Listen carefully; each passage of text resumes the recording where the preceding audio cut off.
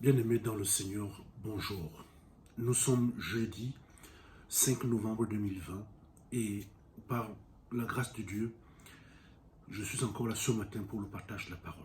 Nous sommes dans le Nouveau Testament, dans 2 Corinthiens, le chapitre 5, le verset 1 que je lis. Nous savons en effet que si cette tente où nous habitons sur la terre est détruite, nous avons dans le ciel un édifice qui est l'ouvrage de Dieu, une demeure éternelle qui n'a pas été faite de main d'homme.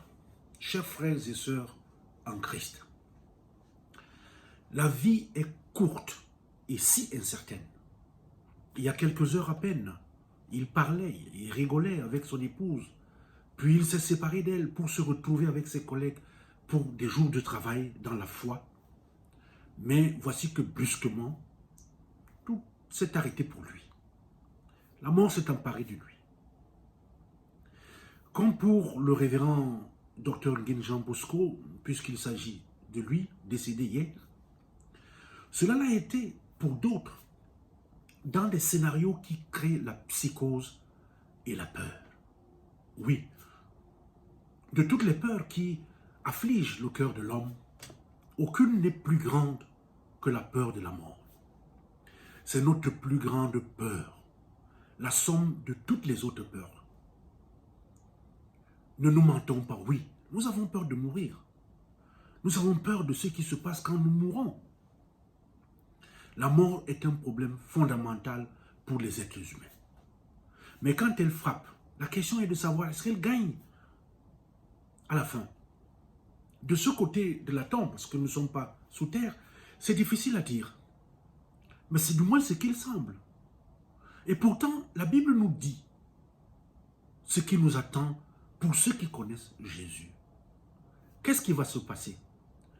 Paul répond, maintenant, nous savons que si la tente terrestre dans laquelle nous vivons est détruite, nous avons un bâtiment de Dieu, une maison éternelle dans le ciel, non construite par des mains humaines. Maintenant, nous savons. La conviction est lâchée. Maintenant, nous savons. La mort elle-même nous confronte à de nombreux mystères. Celui qui lit ce texte ne peut dire avec certitude combien de temps il vivra. Chaque souffle que nous prenons est un don de Dieu. Nul n'a la garantie de ce souffle pour la minute d'après, pour l'heure d'après, pour le jour d'après. Nos corps, ils sont comme des tentes. Ils s'usent, ils s'affaiblissent. Quoi que nous fassions, notre corps va s'effondrer à la fin. Il est possible que cela se produise pendant que toi et moi partageons cette prière. Mais je t'invite à suivre la conviction de l'apôtre Paul, à penser à la différence entre une tente et un bâtiment. Les tentes sont temporaires et fragiles, facilement déchirées et destinées à être remplacées. Mais un jour, nous abandonnerons notre tente et la remplacerons par un bâtiment fait par Dieu lui-même. Ce fait nous dit quelque chose d'important sur la mort. La mort n'est pas la fin. Un jour, notre tente sera remplacée par un bâtiment fait par Dieu. La mort n'aura pas le dernier mot pour Jésus qui a conquis la tombe. Parce qu'il s'est levé, nous aussi nous nous relèverons. Dans cette foi, nous prenons le courage de vivre et de continuer à servir. Même lorsque l'un de nous tombe sur le champ de bataille, parce qu'avec le Christ, nous avons la conviction que la mort n'est pas la fin de notre histoire.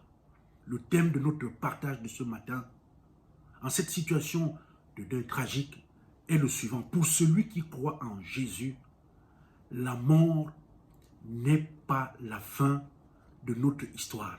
Elle n'est qu'une étape. Amen.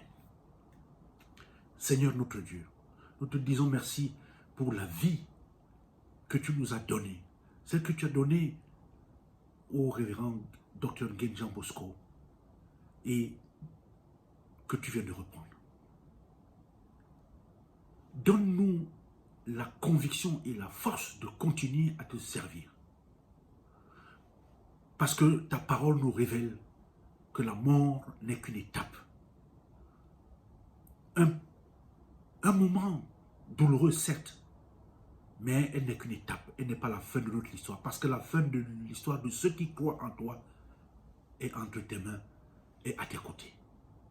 Viens nous rassurer, nous réconforter et nous donner la force de pouvoir continuer à avancer. Nous t'avons prié au nom de Jésus.